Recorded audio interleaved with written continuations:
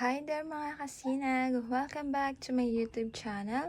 And for today's video, ang ating pag-uusapan ay patungkol nga sa pag-crochet. And as you can see, ito muna yung setup natin. So, hindi nyo muna makikita yung mukha ko since hindi naman kailangan yung mukha ko sa pagtuturo nga ng crochet. So, it's a little bit different from my previous content. But, yeah, I really want to share this hobby of mine na discover ko lang lately.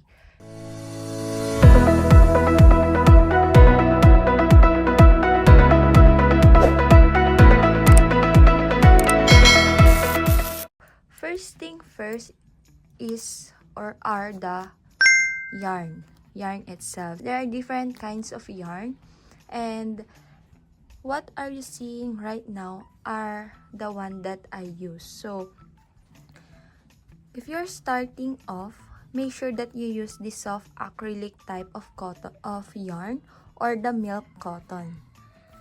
Ito kasi yung madali na gamitin at napaka beginner friendly niya talaga. So, sa kapal naman niya, I'm using 3 kinds of kapal ng mga yarn. So, the first thing, this one is a 3-ply. And if you're gonna look, ganito siya. It's not super thick and it's not super thin. This is the 3-ply. The other one is the 4-ply.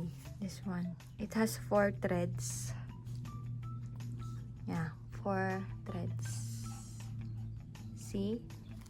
And the last one is the 5-ply, which is this one. Yeah, if you're gonna count, it has 5 threads here. Yung kapal ng mga yarn is depende yan sa ply na tinatawag. Pero yun, etong tatlong to talaga yung gamit na gamit ko. The second thing that you need to prepare is your crochet hook. So, crochet hook, we have different kinds of crochet hook. So, if you're starting off crocheting, I would recommend this, the 3.5 and the 4.0 mm. These two. So, meron din naman ako nito, yung 2 mm, pero hindi ko to nagagamit since wala akong yarn na para dito sa hook na to. So, nakadepende yung crochet hook mo sa yarn na gagamitin mo. Pero itong dalawang to, itong 4 mm, it's recommended for 5-ply and 4-ply. While this one naman, the 3 mm, is a little bit smaller. If you're gonna compare this. See? The 3.5 mm is good for 3-ply and 4-ply type of yarn. So other than that, you can also prepare this one, the crochet plastic needle. May metal din nito, pero ito yung gamit ko. Pwede mo rin, kapag may budget ka, pwede ka rin mag-prepare ng ganito, which is the stitch markers. So, ganyan siya kapag nagamit. Yan. And then, cutter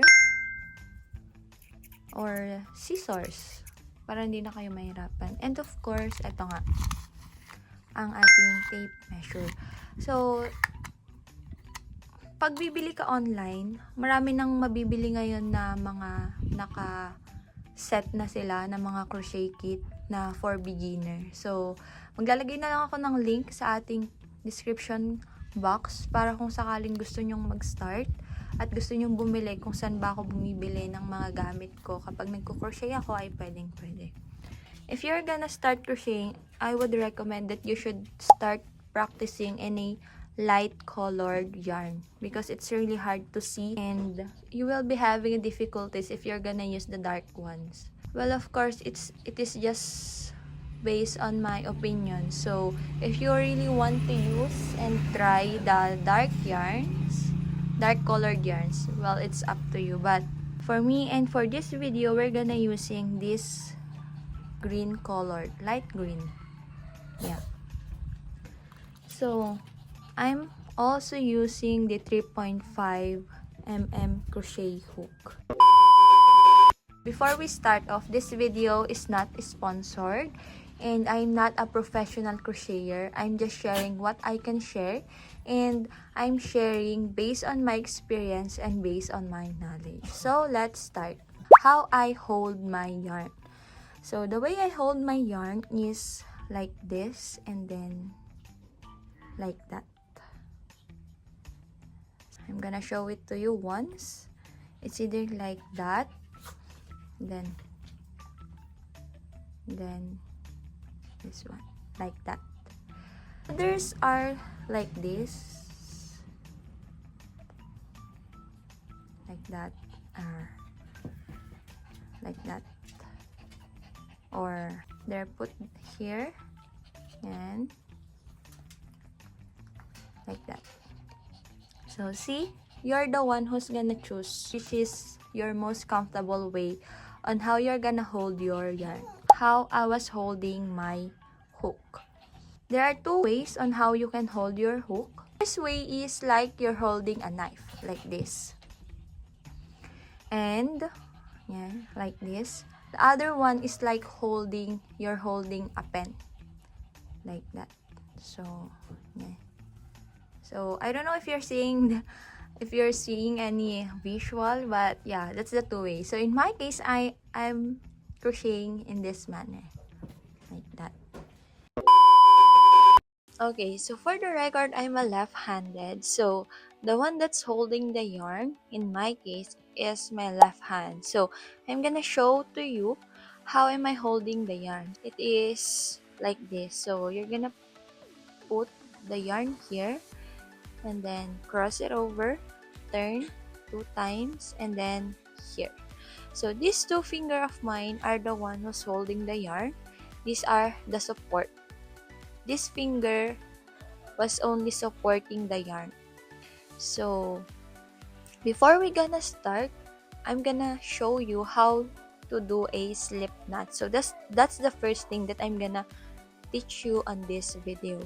So how to do a slip knot. So you're gonna hold your yarn like this, cross it out, and then pull. So basically speaking, it looks like a tie. See?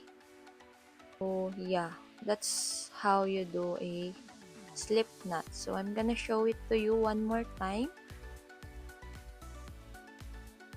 Hold, cross, and then pull. And then you're gonna adjust it like that.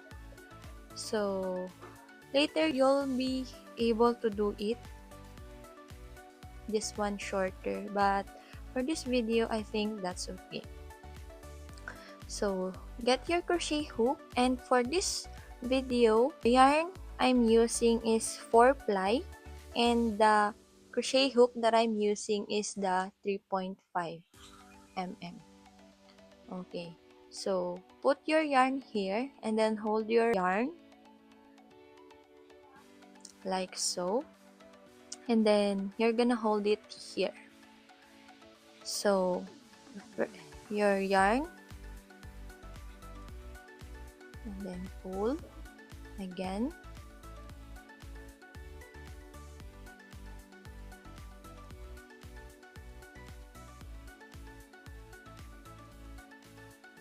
See?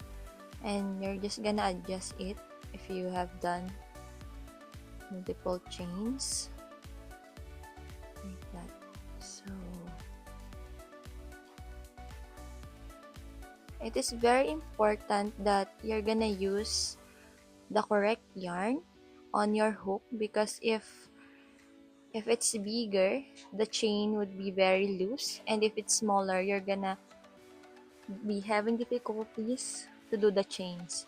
And if your yarn is bigger, you're gonna have the same problem too, I guess. So if we're gonna look for the chain or the one that that's finished, it looks like this. This one is what do we call the chain stitch. So for the first timers, you're not gonna have a uniform size of this, but that's okay. Practice takes time, and it will gonna help you to do on how to do a very beautiful chain stitch. So I'm gonna cut this one out, and I do hope that you get what I mean. Here it is, chain stitch. Okay.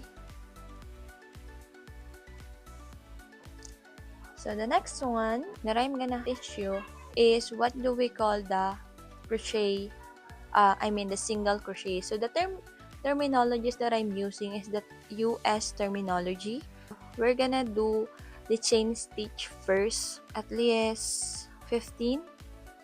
This is how it looks like, and as you can see, it's not very beautiful, but that's okay.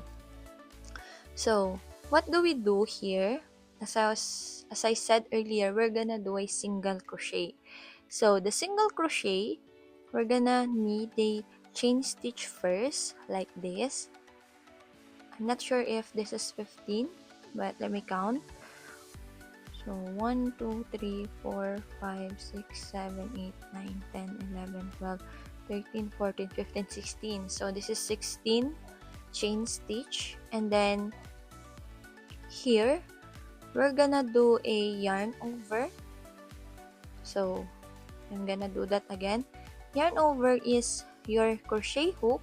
I'm gonna put that under your working yarn, which is this one, and then you're gonna skip the first chain stitch, which is here, and you're gonna insert your crochet hook on the second chain stitch, like this.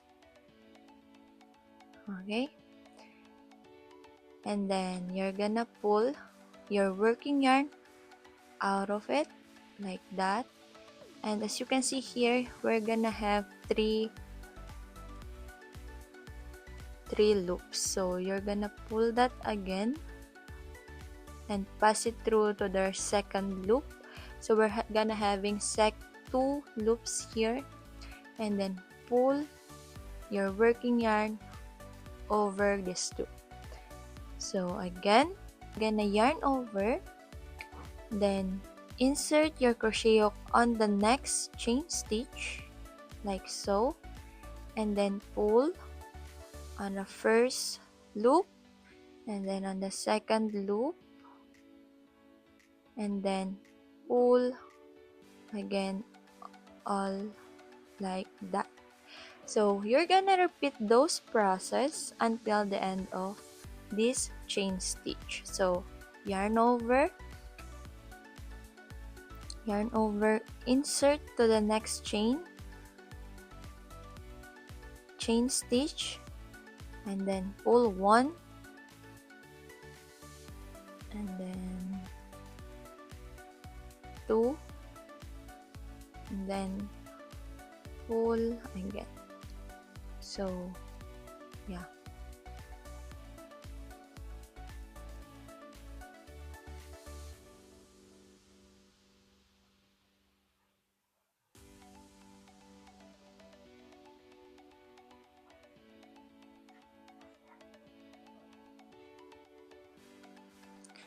And as you can see here, this is what it looks like for our single crochet. 16 chain stitch, we are able to make 15 single crochet.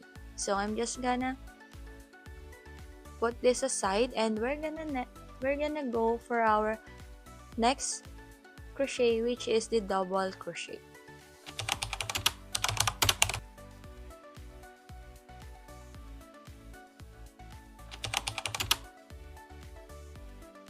So our next stitch is what do we call the half double crochet. So I have here again our 16 chain stitch, and we're gonna skip the first chain stitch here again, just like earlier. You're gonna yarn over, insert your crochet hook on the second chain stitch, And then here you have 3 loops. Pull your working yarn on the first loop. Put your crochet hook on this under your working yarn. Pull on the first 2 loops and then do that process once again. So let me do that again. Yarn over, insert your hook on the next chain stitch, pull your working yarn on the first loop, pull again your working yarn on the 2 loops, and then pull again your yarn to pass these 2 loops. So again, yarn over, insert your crochet hook on the next chain, pull your working yarn like so. Again, and that's the half double crochet. So you're just gonna repeat the same process until you reach the end of your chain stitch. So this is what it looks like after we've finished the 16th chain stitch. Okay, so we're gonna pull this one through and then cut the working line and to lock, pull that one, and that's it. So here is, again, here it is, our half double crochet. So for our next crochet, what I'm gonna show you is what do we call the double crochet. So we're gonna skip the first 2 chain here and then yarn over again for 2 times. Okay, and then insert your crochet hook on the third, on the third chain stitch, since we're skipping these 2 chain stitch, like so, and then pull your working yarn, and then as you can see here, we're having 4 loops. So your working yarn pass through the 2 loops, and then 2 loops again. We're gonna have 3 loops here. Pull to the first 2 loops, and then we're having 2 loops, and then that's it. So we're just gonna repeat the same process. 2 yarn over, insert your crochet hook to the next chain stitch, pull your working yarn. We're gonna have 4 loops here. Pull your working yarn on the first 2 loops, where you're gonna end up having 3 loops again, and 2 loops. So you're just gonna repeat the same process at the end until you reach the end of your chain stitch. So here,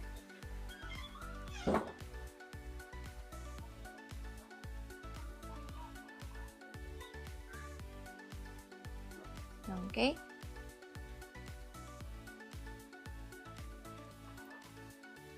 two loops. Always remember, 2 loops for double crochet. I almost forgot it.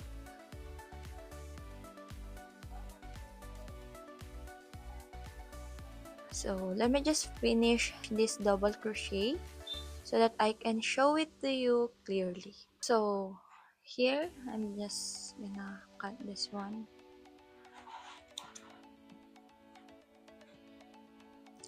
And here it is, our double crochet. This is the chain stitch.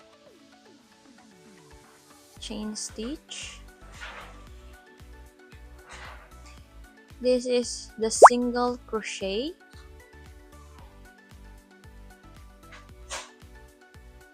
This is the half double crochet. Lastly, this is our double crochet. So as you can see here, we have differences from their height. It keeps on increasing. So, for now, I think that would be the end of our video, and I'm hoping that you learned a lot. So, if you're looking for our finished crocheted products, yeah, I'm gonna uploading those tutorial here on our YouTube channel. Thank you so much kung nakaabot ka man dito nga sa ating minute ng video na to. So, ayoko nang mag-English pa kasi sumasakit na yung ulo ko at baka dumugo na yung utak ko. Pero yeah, eto nga yung mga natapos natin at I'm hoping na natuto ka. So, hanggang dyan na lang muna ang ating video. Again, mga kasinag, I am your Ate Aren. At kung bago ka nga lang dito sa ating YouTube channel, ano pang ginagawa mo? Mag-subscribe ka na. Again, mga kasinag, I am your Ate Aren. Ready for the worst, hoping for the best. So, see you sa ating next upload. Bye!